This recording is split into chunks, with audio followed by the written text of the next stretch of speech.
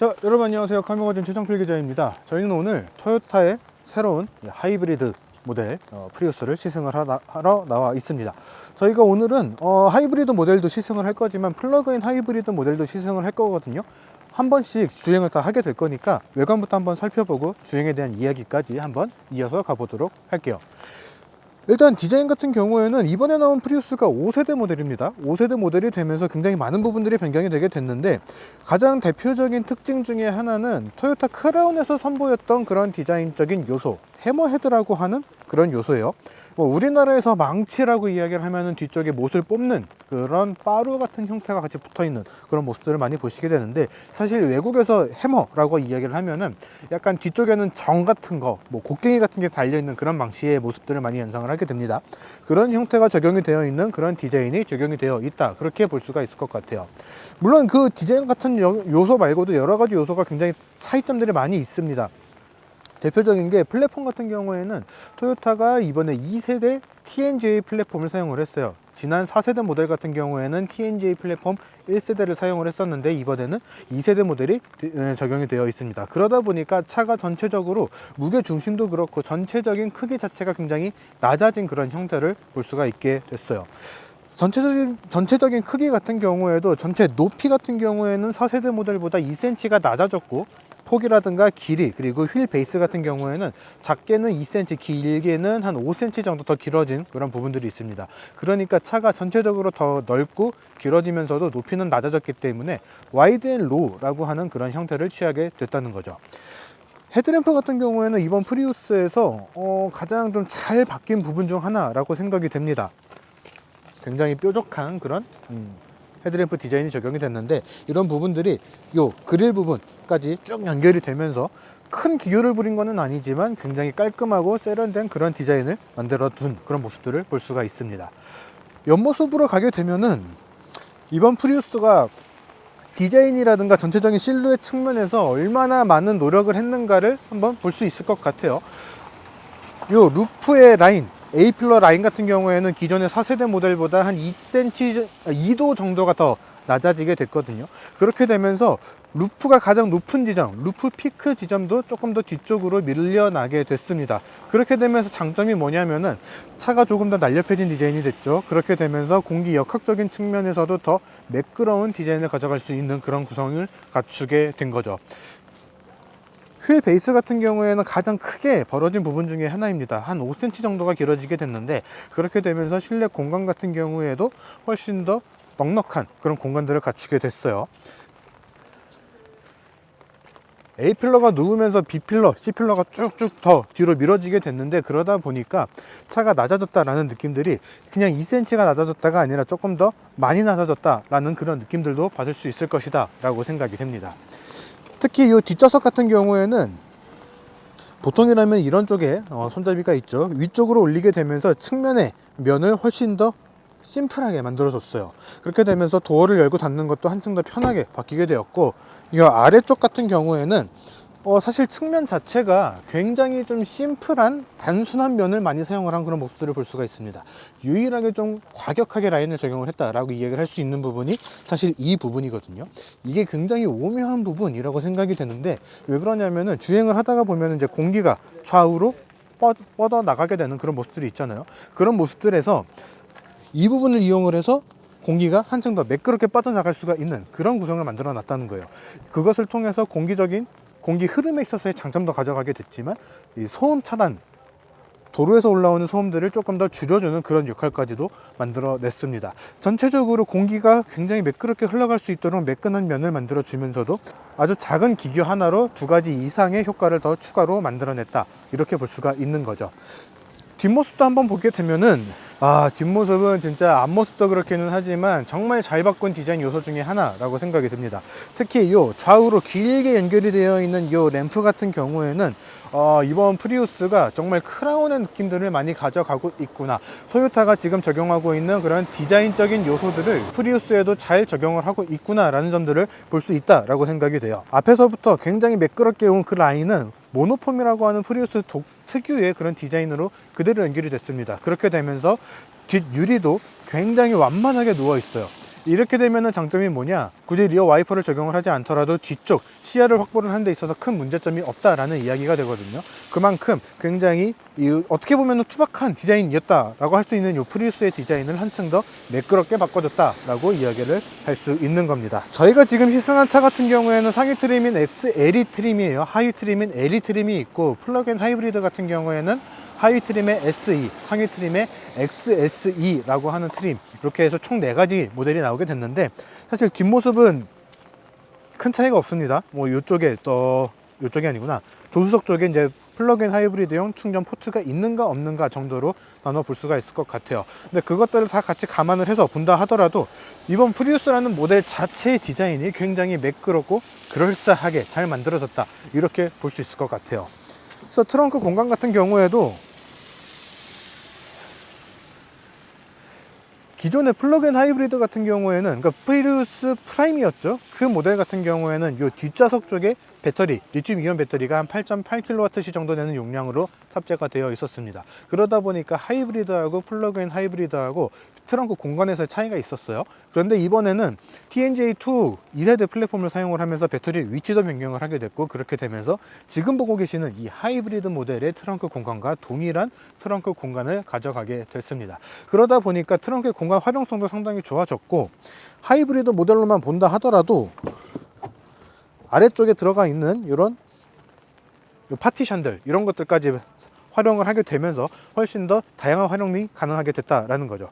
트렁크 공간이 좀 좁은 거 아닌가 라고 생각을 하실 수도 있는데, 사실 프리우스라는 차 자체가 그렇게까지 큰 차가 아닙니다. 그렇기 때문에 이 정도 되는 공간을 확보를 했다라는 거는 사실 프리우스의 한계이기도 하거든요. 하지만 그 한계 안에서 뽑을 수 있는 최대한의 공간은 뽑아줬다, 그렇게 볼 수가 있을 것 같아요. 자, 이번에는 일단은 이제 프리우스 하이브리드를 먼저 시승을 해보도록 하겠습니다. 이따가 플러그인 하이브리드도 같이 시승을 하게 될 예정이기는 한데, 일단은 하이브리드 차를 먼저 시승을 해볼 예정이에요. 일단 외관에서도 몇 가지 말씀을 드리긴 했지만, 가장 중요한 변화의 포인트 중 하나는 2세대에 해당을 하는 TNGA 플랫폼, 토요타 뉴 글로벌 아키텍처거든요. 요 2세대 플랫폼이 적용이 됐다라는 점이고, 또 하나의 가장 중요한 포인트 중에 하나는 이제 2리터 엔진이 장착이 됐다는 점입니다. 기존에는 1.8리터 엔진이 장착이 되어 있었기 때문에 출력 자체도 굉장히 좀 낮은 편에 해당을 했어요. 그렇기 때문에 정말 연비에 몰빵을 했다라는 그런 이야기들도 많이 나오고 있었고, 굳이 그렇게 표현을 해야 됐을까라는 생각이 들기는 하는데, 이제 자동차 마니아분들 사이에서는 프리우스를 타는 사람들을 대상으로 풋찐이라고 불렀거든요. 뭐냐면은 이게 프리우스 찐따라는 뜻이래요. 왜 그렇게까지 이제 비하를 해야 되는지 모르겠지만, 그렇게 부를 정도로, 사실은 이제 기존의 프리우스 오너분들은 억울한 면이 있었을 거예요. 출력 자체가 한 120마력 정도, 122마력 정도, 상당히 낮은 편에 해당을 하는 그런 마력이었기 때문에, 그런 출력을 발휘를 했었기 때문에 빨리 가고 싶어도 못 가는 측면들이 있었을 겁니다. 그런데 이렇게 플랫폼과 파워트레인이 변경이 되면서 최고 출력은 196마력으로 늘어났어요. 기존 대비 한 70마력, 75마력 정도 올라갔다, 이렇게 볼 수가 있는 거죠. 그렇게 되면서 이 연비뿐만 아니라 운전의 재미도 같이 노렸다, 그런 식으로 이야기를 하고 있거든요. 그렇기 때문에 이 프리우스를 타면서 과연 과거에는 느끼지 못했던 그런 재미들을 얼마나 느낄 수 있을지가 상당히 기대가 됩니다. 일단은 실내에 대한 이야기들을 조금 같이 해보면은, 토요타가 이야기를 하는 큰 틀은 한 2가지 정도 있을 것 같아요. 첫 번째는 운전자를 좀 중심으로 한 이런 아일랜드 타입의 실내 구성이라는 겁니다. 그렇게 되면서 탑 마운트라고 하는 계기판 형태를 만들어 줬어요. 과거에는 가운데 굉장히 긴 형태로 계기판이 자리가 되어 있었는데, 이번에는 이제 스티어링 휠 바로 위쪽에 보이도록 이렇게 배치를 해줬습니다. 사실 보이는 면적이나 그런 것들이 그렇게 크지는 않아요. 화려하지도 않고 굉장히 담백하고 또 필요한 정보들만 볼 수 있게 해줬는데, 이거를 요 위쪽에 장착을 해주면서 스티어링 휠의 직경을 조금 줄여줬습니다. 그렇게 되면서 사실 지금 스티어링 휠을 굉장히 최대한 위로 올려둔 상태예요. 그런데도 불구하고 계기판 자체는 굉장히 잘 보이는 구성을 갖고 있거든요. 그러니까 필요한 것과 좀 불필요한 것들을 어떤 것들을 해야 되는가 그 부분에서 좀 고민을 했던 것 같고, 그 안에서 나름의 최선의 결과를 만들었다라고 생각은 됩니다.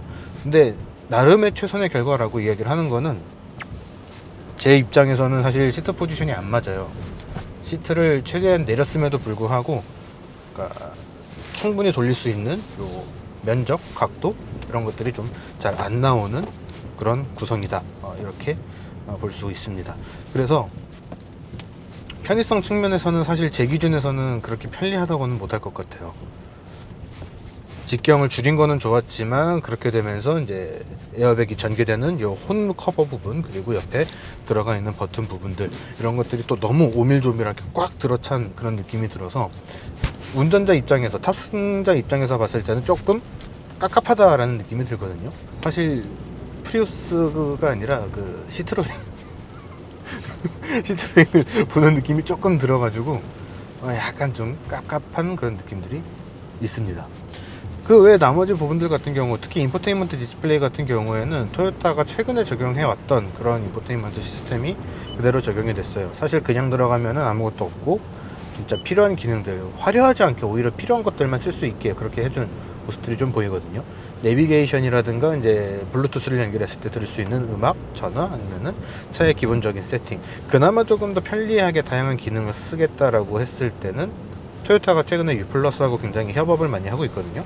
그 U 플러스 커넥트 시스템, 그 정도가 눈에 들어옵니다. 물론 이제 U 플러스 커넥트 시스템을 들어가게 되면은 날씨 정보라든가 아니면은 뭐 OTT라든가, 사실 차에서 OTT를 왜 봐야 하는가는 아직도 모르겠지만 그런 것들, 그리고 이제 팟빵이라든가 이제 스포츠, 특히 야구가 지금 떠 있는데, 이런 정보들까지 같이 볼 수 있는 그런 구성이 되어 있어요. 그러니까 과거에는 뭔가 좀 여러 가지, 이것도 넣으면 편하겠지, 저것도 넣으면 편하겠지 하는 그런 모습들을 좀 여러 브랜드가 보여주고 있었다면은, 요즘 들어서는 오히려 심플한 것들, 과하지 않은 구성을 하려고 많이 노력을 하는 것 같아요. 그것도 이제 북미가 메인 타겟이냐 아니면은 유럽 시장이 메인 타겟이냐에 따라서 조금씩 다른 것 같기는 한데, 개인적인 입장에서는 이렇게 좀 심플한 형태가 더 쓰기에는 편하다라고 생각이 됩니다. 그 외 나머지 부분들 같은 경우에는 굉장히 이제 정직한 토요타의 이제 기어 변속 방식이 적용이 되어 있는 것도 있고, 한 가지 아쉬운 거는 지금 저희가 타는 게 하이브리드 중에서도 상위 트림의 XLE 트림인데 무선 충전 패드가 없어요. 물론 이제 국내 브랜드라든가 다른 브랜드들 같은 경우에도 옵션 선택 품목으로 추가를 해야 되는 그런 경우들도 있기는 하지만, 최상위 트림 가면 그래도 보통은 넣어줬거든요. 근데 그것도 없다 라는 거는 확실히 좀 마이너스 포인트가 될 것 같습니다. 아래쪽에 무선 충전 패드 모듈을 넣었으면 딱 좋겠는 공간이 있는데 그냥 수납 공간으로 만들어졌거든요.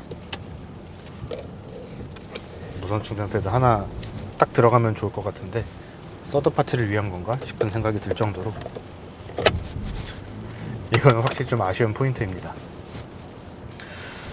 실내 소재나 그런 것들 같은 경우에는 토요타 치고는 신경을 썼다라는 생각이 들기는 하는데, 그렇다고 해서 막 엄청나게 고급스러운 소재들은 아니에요. 마감 자체는 나쁘지 않아요. 뭐 썬루프 쪽이라든가 손에 닿는 부분들 이렇게 쭉 만져보고 눌러보고 했을 때 굉장히 탄탄하게 조립이 되어 있는 그런 느낌들을 받게 되거든요.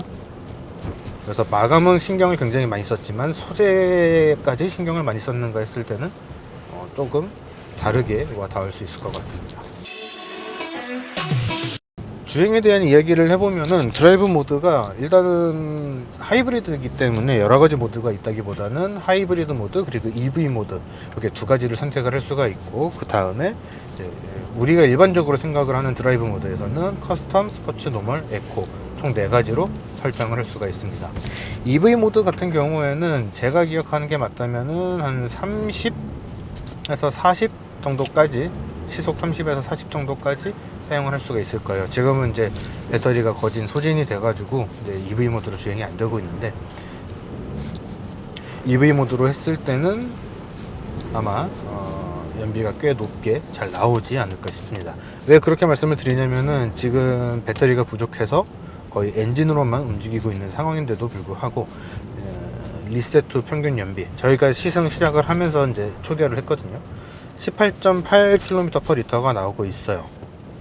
제가 기억하기로는 이제 공인 연비가 21이 조금 안 됐던 것으로 기억을 합니다. 20.6 정도 됐던 것으로 기억을 하는데, 아마 배터리가 충분히 있다면은 이 연비는 훨씬 더 올라갈 것이다 라고 생각이 돼요. 그래서 만약에 배터리가 충분히 있다 그런다면은, 과거에도 이제 4세대 모델이 나왔을 때도 그런 이야기들이 굉장히 많았거든요. 40km/L 정도는 충분히 뽑아준다, 그리고 마음만 먹으면은 한 70, 80까지도 낸다 라는 이야기였어요. 저도 그런 시승을 해봤던 입장에서 충분히 가능할 것이다 라고 생각은 됩니다.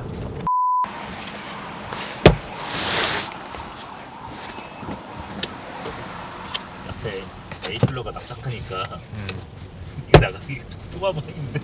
좁아.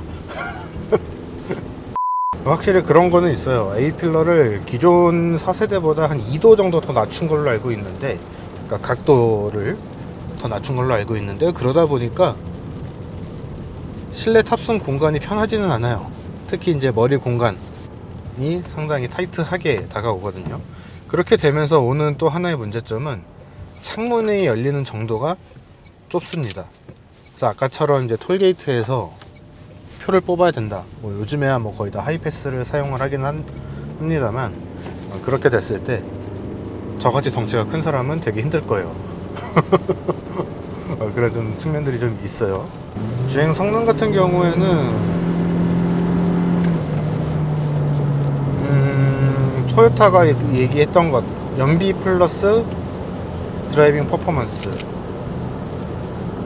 운전의 재미를 조금 더 극대화를 하려고 했구나라는 것들을 조금 알기는 하겠는 게,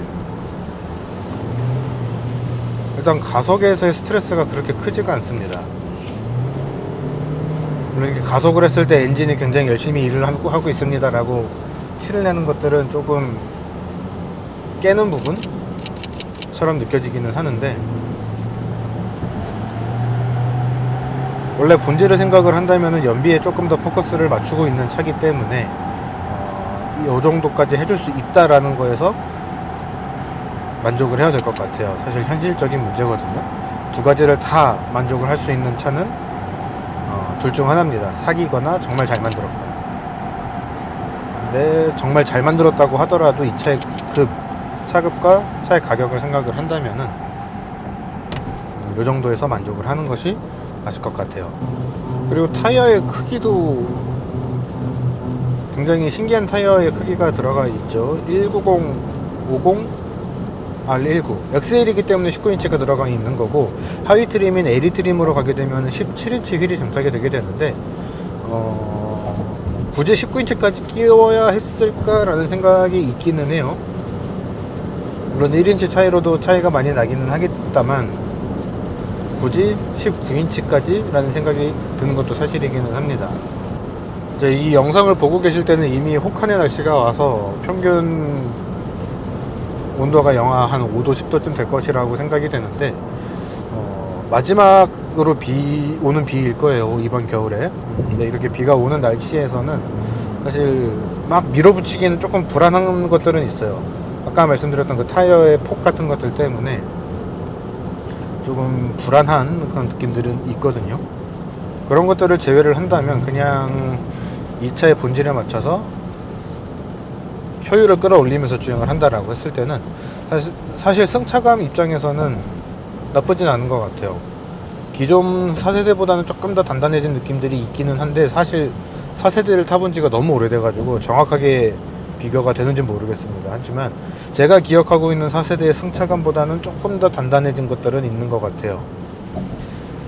그러면서 요철을 넘을 때라든가 아니면은 과속방지턱을 넘을 때, 그럴 때도 하이브리드에 그냥 걸맞는, 그냥 굉장히 편안한 거는 아닌데 그렇다고 해서 지나치게 딱딱하다거나 이도저도 아닌 그런 승차감은 아닌 것 같아요. 어차피 하이브리드를 선택을 하고 또 프리우스를 선택을 한다 그러면은 연비에 굉장히 신경을 많이 쓰는 분들이고, 그런 분들이라면은 요철이나 과속방지턱을 고속으로 퉁 하고 날아가듯이 넘어가진 않을 것이기 때문에, 그런 관점에서 본다면은 그냥 적절한 승차감 세팅을 해둔 것 같습니다. 이 배터리 용량은 한번 체크를 해봐야 될 것 같은데, 이번에 토요타가 계속 배터리 용량은 13.6kWh 배터리가 장착이 됐다라고 이야기를 하거든요. 근데 그 배터리 용량은 사실 PHEV에 들어가는 배터리 용량이에요. 제가 기억하기로는 4세대 때도 PHEV하고 그냥 하이브리드하고 배터리 용량이 달랐던 것으로 기억을 하기 때문에 이 하이브리드 모델의 배터리 용량은 한번 체크를 따로 해봐야 될 것 같습니다. 그건 제 체크해가지고 자막으로 넣어 드릴게요. 그래서 정리를 해보면은 개인적으로는 PHEV보다는 이 하이브리드를 나중에 다시 한번 시승 기회를 잡아서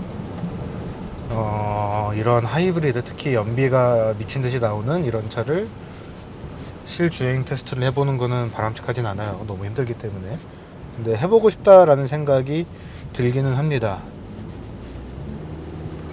일상적인 주행 환경에서 그냥 법규에 맞춰서 쭉 갔을 때, 물론 이제 연비를 떨구자고 하면은 그냥 과속 미친듯이 하면은 이것도 한 자릿수 연비를 만들 수가 있고, 마음을 먹으면은 막 99.9 막 그렇게도 만들 수는 있거든요. 실제로 이제 일상적인 주행 환경에서 그냥 쭉 장기간 운행을 했을 때 어느 정도 연비가 나오는가, 그런 것들을 다시 한번 체크를 해보고 싶다라는 생각은 듭니다.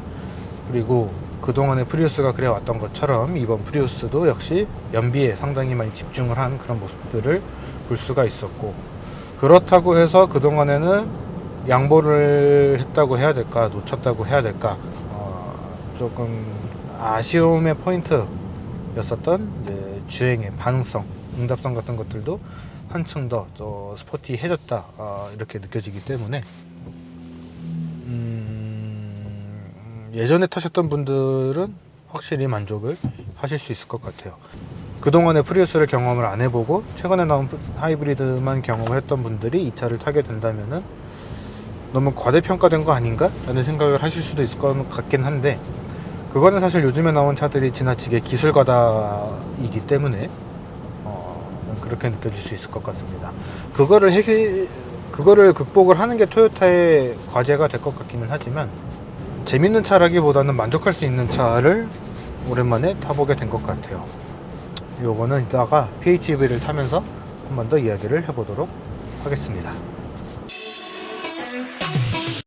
자, 이번에는 프리우스 플러그인 하이브리드 모델을 연달아서 시승을 해보도록 하겠습니다. 일단은 실내에서 구성의 차이가 있는가라고 했을 때는 그런 구성의 차이가 사실상 거의 없어요.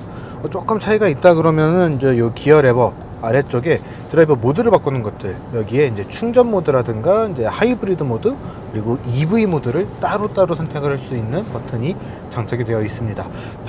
버튼의 배열 자체가 다른 건 아니고 배열 자체는 똑같은데 설정되어 있는 기능이 다르다, 그렇게 보시면 될 것 같아요. 일단 이 차 같은 경우에는 플러그인 하이브리드 모델이기 때문에 배터리 용량 같은 경우에도 하이브리드하고는 좀 차이가 있고, 배터리나 전기 모터가 개입을 하는 것도 조금 차이가 있습니다.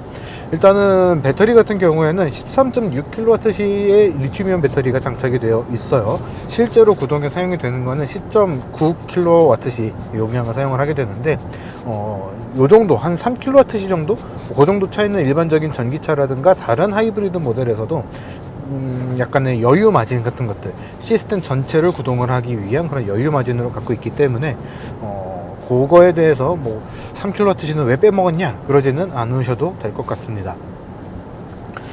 시스템 합산 총 출력으로는 223마력을 발휘를 해요.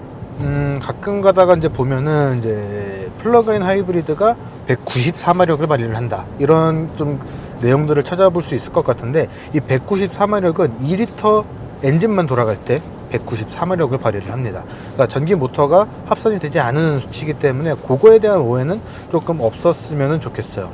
같은 개념으로 조금 조심해서 보셔야 되는 게 사실은 연비입니다. 연비 같은 경우에는 19.4km/L라고 이제 인증을 받았다, 이렇게 이야기가 나오게 되는데, 인증된 그 수치표를 보게 되면은 전기 모터, 그러니까 EV처럼 갈 수 있는 그 전비와 엔진으로만 갈 수 있는 연비가 따로 표시가 되어 있습니다. 그 중에서 연비로 표시가 된 게 19.4예요.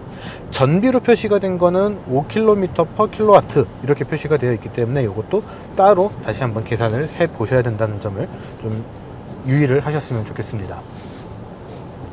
실내 공간에 대한 이야기를 조금만 더 해보면은, 일단 내부에 이런 소재 같은 것들이 조금 다른 것들이 장착이 되어 있죠. 뭐 요거 같은 경우에야 실내 컬러 패키지 뭐 이렇게도 볼 수 있는데, 사실 그 부분이 포인트가 되지는 않을 것 같고, 하이브리드도 마찬가지지만 이 플러그인 하이브리드도 상위 트림에서만 볼 수 있는 기능이 하나가 있습니다. 바로 이 앰비언트 라이트인데, 그냥 앰비언트 라이트의 역할을 하는 것이 아니라 이제 갑작스럽게 긴급 상황에서 브레이크를 밟는다거나 했을 때 이 빨간색 불빛이 반짝반짝 하는 인디케이터처럼 같이 작동이 되고 있어요. 그렇기 때문에 운전을 하다가 특히 뭐 야간이라면 조금 더 명확하게 운전자에게 신호를 줄 것 같아요. 그런 운전자가 조금 놓치는 것들, 그런 것들을 같이 캐치를 할 수 있도록 신호를 주는 그런 역할로서 기능을 하고 있습니다. 또 한 가지 차이점은 요 룸미러예요. 하이브리드 모델은 없었는데 디지털 룸미러가 적용이 되어 있습니다. 다만 앵글 자체는 괜찮아요. 화각 자체는 괜찮은데 화질은 조금 떨어지는 모습들이 좀 있어요.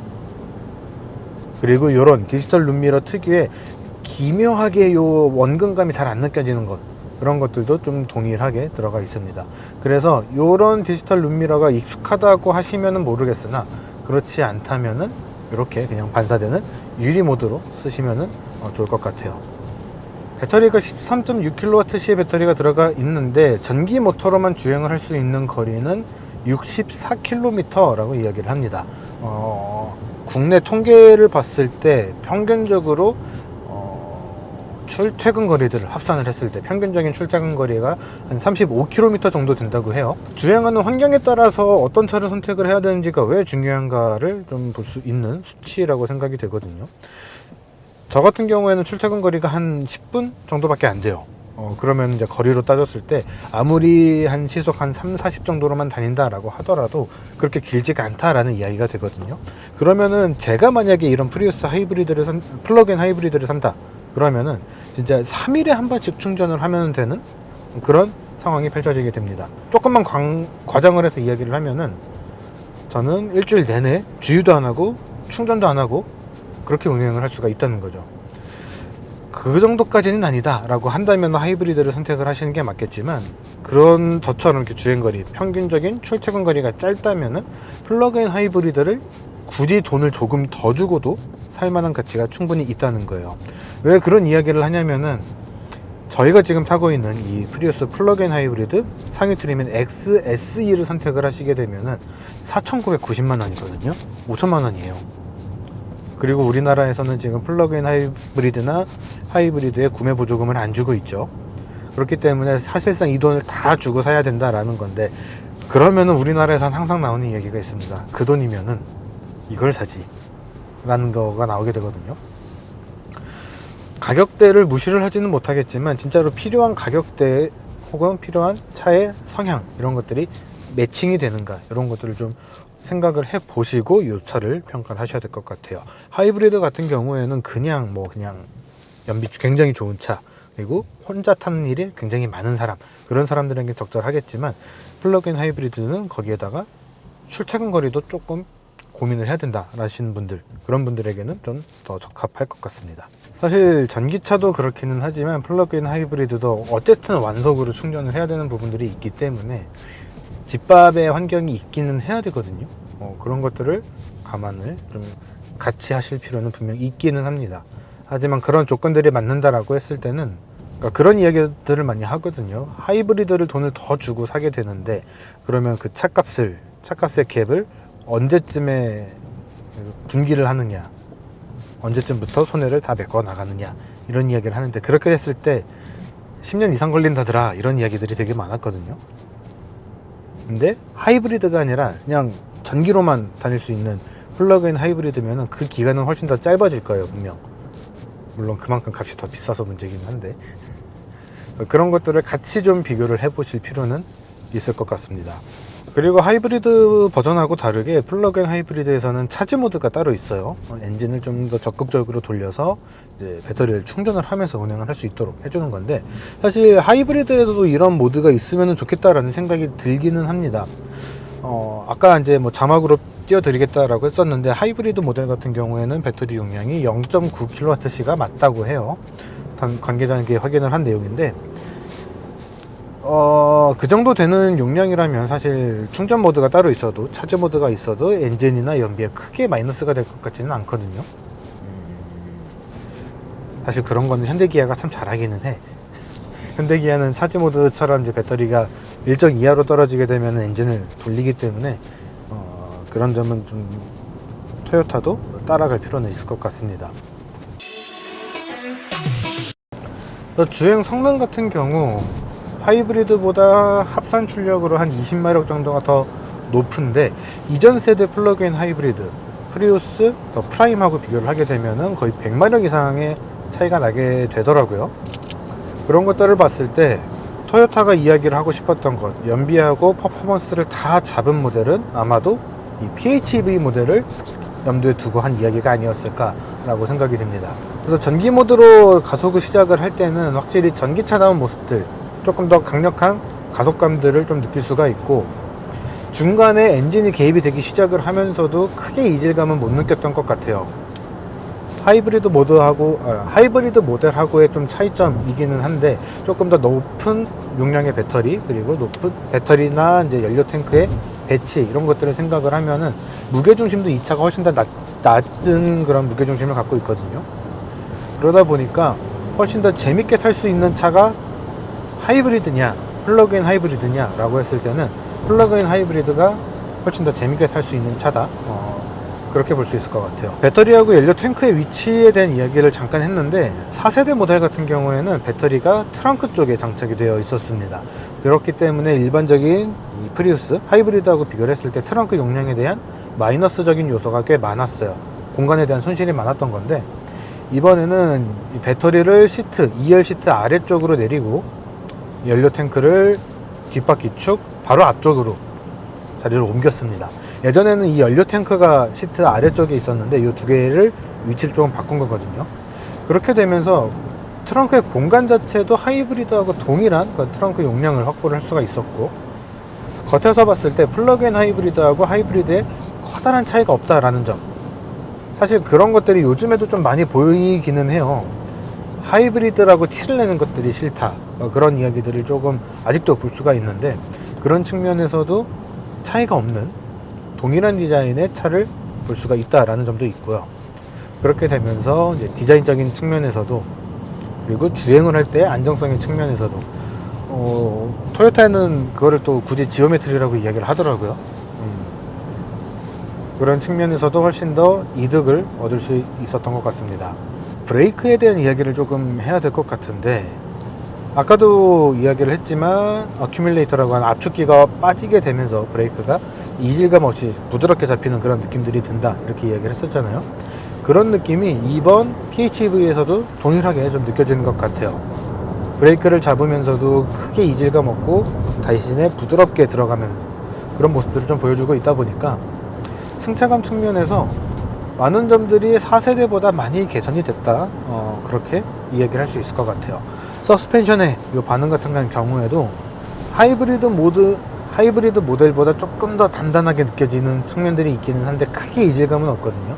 크게 차이점들은 느껴지진 않습니다. 그렇기 때문에 거의 비슷한 그런 승차감을 만들고 있다, 그렇게 보시면 될 것 같아요. 결국에는 효율성을 얼마나 끌어올렸는가가 이 프리우스를 선택을 하는 데 있어서 중요한 가치가 되지 않을까, 그렇게 생각이 되는데, 차를 운행을 하시는 환경을 좀 고려를 해 보셔야 될 것 같습니다. 그것만 맞다면은 사실 이만한 차가 없을 것 같기는 해. 특히 출퇴근 머신으로는 이만한 게 없을 것 같다, 그렇게 생각이 되네요.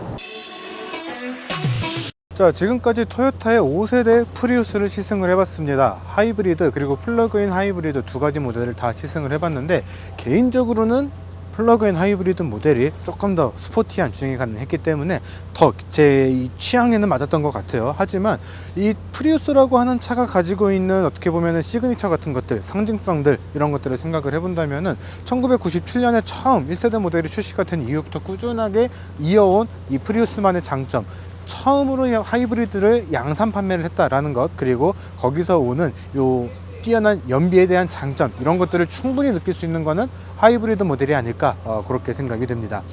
국내 판매 가격 같은 경우에는 이 하이브리드의 하위 트림인 LE 트림 같은 경우에는 3,990만원부터 시작을 하고, 저희가 오늘 시승을 한 XLE 트림 같은 경우에는 4,370만원에 판매가 되고 있어요.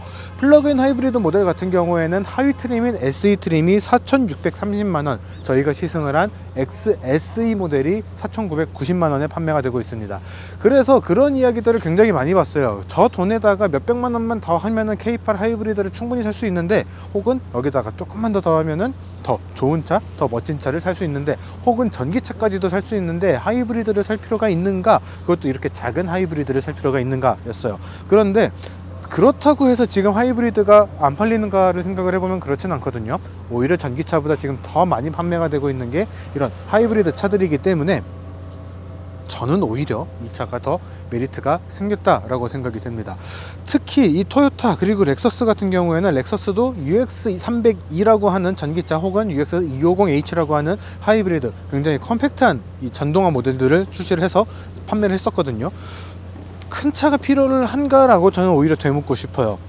효율, 그리고 진짜로 필요한 것들에 대한 이 활용성들, 이런 것들을 생각을 해본다면은 이번 프리우스는 굉장히 좋은 인기를 누릴 수 있지 않을까라고 생각이 듭니다. 자, 이 프리우스 같은 경우에 사전 계약 대수가 700대라고 합니다. 그 중에서 계약자의 비중을 보게 되면 약 40% 정도가 여성분들이라고 해요. 그만큼 이 차에 대한 요 디자인, 그리고 저 컴팩트한 사이즈가 많은 분들에게 좀 유효했다라고 생각이 됩니다. 그러니까 여러분들도 이 프리우스를 직접 한번 살펴보시고, 기회가 된다면은 경험까지, 하이브리드, 플러그인 하이브리드 둘 다 경험을 해보시고 최종적인 결정을 내리셨으면 좋겠습니다. 자, 이번 영상은 여기까지고요. 저희는 또 조만간 카니발 하이브리드 시승기로 돌아올 수 있도록 하겠습니다.